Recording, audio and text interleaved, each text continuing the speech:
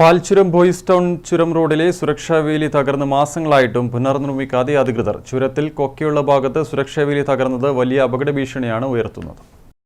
Palchuram boys town ചുരം റോഡിൽ ചെകുത്താൻ തോടിന് സമീപം ഇരുമ്പ് പൈപ്പ് ഉപയോഗിച്ച് നിർമ്മിച്ച സുരക്ഷാവേലിയാണ് തകർന്നത്. ചുരത്തിൽ കൊക്കയുള്ള ഭാഗത്ത് സുരക്ഷാവേലി തകർന്നു കിടക്കുന്നത് വലിയ അപകട ഭീഷണിയാണ് ഉയർത്തുന്നത്. ഇവിടെ ഒരേ സമയം 2 വാഹനങ്ങൾക്ക് കടന്നുപോകാൻ കഴിയാത്ത സ്ഥിതിയാണ്. വലിയ വാഹനങ്ങൾ ദൂരെ നിന്ന് ഹോൺ മുഴക്കി എതിർദിശയിൽ നിന്നുള്ള വാഹനങ്ങൾക്ക് സൈഡ് കൊടുക്കാൻ പറ്റുന്നയിടത്ത് നിർത്തിയ ശേഷമാണ് ഈ ഭാഗത്തുകൂടി കടന്നുപോകുന്നത്. കഴിഞ്ഞ വർഷം ജനുവരിയിലാണ് കോൺക്രീറ്റ് സംരക്ഷണ ഭിത്തി തകർന്നത്. ഇതിന് പകരമായാണ് ഇരുമ്പ് പൈപ്പ് കൊണ്ട് സുരക്ഷാവേലി KRFB നിർമ്മിച്ചത്. കഴിഞ്ഞ വർഷം നമ്മളത് അവരെ എയോട് പറഞ്ഞിട്ട് നമ്മൾ KRFBയുടെ എയോ ആയിട്ടൊക്കെ സംസാരിച്ചതിൻ്റെ അടിസ്ഥാനത്തിൽ അവിടെ ഒരു ചെറിയ തരത്തിലുള്ളൊരു തടയണ പോലെ കെട്ടിവെച്ചിരുന്നു, പൈപ്പ് ഉപയോഗിച്ചിട്ട് കാണാൻ മാത്രം, വണ്ടി തട്ടിയാൽ നിൽക്കാനല്ല, കാണാൻ വേണ്ടി മാത്രം വെച്ചിരുന്നു. അതും ഇപ്പോൾ ഈ അടുത്ത ദിവസങ്ങളിൽ എവിടെയോ വണ്ടി തട്ടി അതും പോയിട്ടുണ്ട്.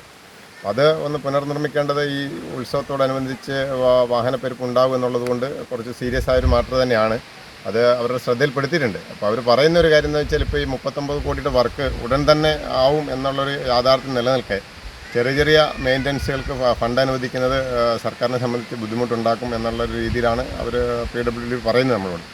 എന്നിരുന്നാലും നമ്മളിനി ഒന്നുകൂടി അവരെ അത് ശ്രദ്ധയിൽപ്പെടുത്തി ഏതെങ്കിലും തരത്തിൽ ചെയ്യാൻ കഴിയുമോ എന്ന് ചോദിച്ചിട്ടുണ്ട്. അവർ നോക്കട്ടെ എന്നാണ് പറഞ്ഞിരിക്കുന്നത്.